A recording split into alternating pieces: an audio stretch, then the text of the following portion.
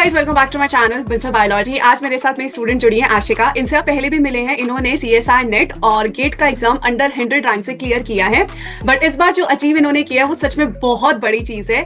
इस बार इनका सिलेक्शन हो चुका है BARC बार्क में। इनका सिलेक्शन हो चुका है एज साइंटिफिक ट्रेनिंग ऑफिसर की तरह पे, यानी कि गवर्नमेंट जॉब होती है, इसमें इनका सिलेक्शन हो चुका है। So Ashika, congratulation and how you are feeling?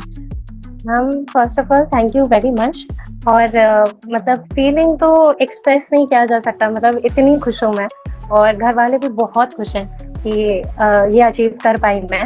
But all thanks goes to you and the team of Bansal biology, क्योंकि जो बेसिक क्लियर हुआ है मेरे यहाँ पे during my CSI net preparation journey, it help me a lot to clear this interview. ये जो officer post है ये एग्जैक्टली है क्या आशिका? जिन स्टूडेंट्स को कुछ भी नहीं पता उनको बताइए।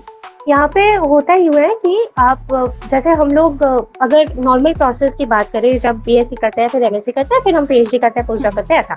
तो आफ्टर पोस्ट डॉक, मतलब after PhD only you are a scientist. क्योंकि बहुत जगह पे ऐसा होता है कि CSI नेट क्लियर है, LS तो है ही आपके पास, तो फिर आप प्रोफेसर हो गए, आप ज्वाइन कर सकते हैं एज एन असिस्टेंट प्रोफेसर अभी के लिए। तो यहाँ पे भी वही सेम चीज है कि आपने एग्जाम दिया, आप इधर गेट के थ्रू जा सकते हो, क्योंकि वहाँ पे बहुत हाई स्कोर लगता है गेट के लिए। गेट अगर चूज करोगे तो सिलेक्शन प्रोसेस के लिए, या फिर आप CBT मोड में जा सकते हो। तो जो उनका एग्जाम होता है वो मच इजियर होता है। तो उनके एग्जाम से आपने क्वालिफाई किया, अब आपका इंटरव्यू होगा।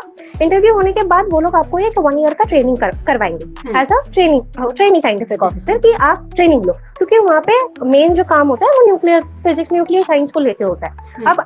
अब जिसका जो भी डिपार्टमेंट होगा, वो लोग ट्रेनिंग में वही मतलब पढ़ाएंगे कि ये वाला डिसिप्लिन न्यूक्लियर साइंस में कैसे इंप्लीमेंट होता है।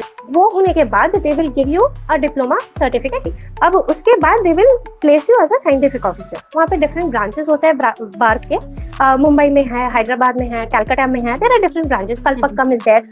तो वहाँ पे you will get placed as scientific officer B और scientific officer C, depending on आपका क्या मार्क्स रह रहा है as a training scientific officer. उसके बाद जो रिसर्च वहाँ पे मेनली जो चलता है वो रिसर्च ओरिएंटेड काम चलता है, कि अभी आपको एक as you are a scientific officer, you are a scientist there, तो आपको एक रिसर्च टॉपिक दे दिया जाएगा आपके डिसिप्लिन में कि ये वाला डिसिप्लिन में काम चल रहा है। जैसे फॉर एग्जांपल हम लोग देखते हैं कि कैंसर में रेडिएशन बायोलॉजी का बहुत यूज होता है कि फॉर ट्रीटमेंट ऑफ कैंसर। तो फॉर एग्जांपल वैसा ही एक आपको टॉपिक मिल गया, अब आप उस टॉपिक को लेके काम करोगे। फिर आपका जैसे जैसे है वैसा प्रमोशन चलता रहेगा, वो सब ब्रोशर में दिया हुआ है। बट मेन काम है कि आपको एक टॉपिक मिलेगा एंड ऑन दैट टॉपिक और दैट इज योर प्रोजेक्ट, तो उसमें आपको अभी रिसर्च कंटिन्यू करना है।